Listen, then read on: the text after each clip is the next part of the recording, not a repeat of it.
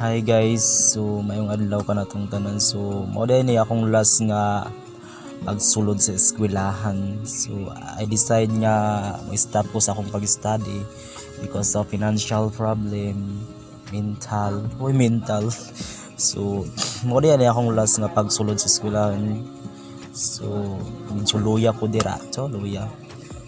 So bang morning akong klase. So atol pa gyud ni nga kuan second semester. So nag-exam og prelim. So kaya ra ba sa akong utok ang mga kuan sa criminology anang ipangtudlo, but ang problema lang kay ang financial problem. Yes, tapos ako kakapoy sa kalawasan. So mo gyud akong nag-decide kog undang because of the gravity of the earth. So wala ka akong mga classmate nga muundang na day ko eskwela. So jud ko nagpahibalo sa ila nga muundang ko para mangita sila sa ako. Mangita sana all pangitaon. So nisulod na ako sa kuan sa among room para mag-exam sa prelim.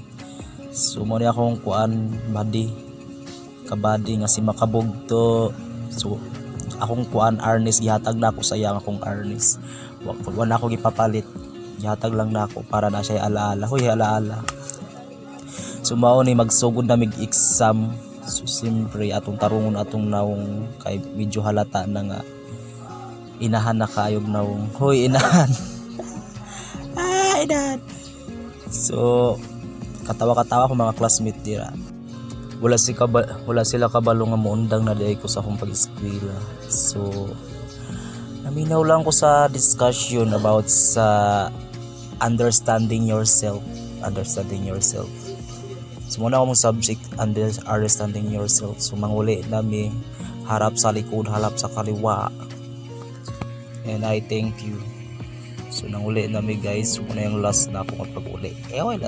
Last ka pag-uli, pababa na punta sa mahiwagang hagdanan. So may akong mga classmate. So muna akong best friend, wa siya kabalong nga mundang ko. Check si Kwanda, ito si Rain Barrita. Tagalog to guys, mura siya ang. So muna akong mga classmate, chika-chika sila dira. Tapos muuli na ako.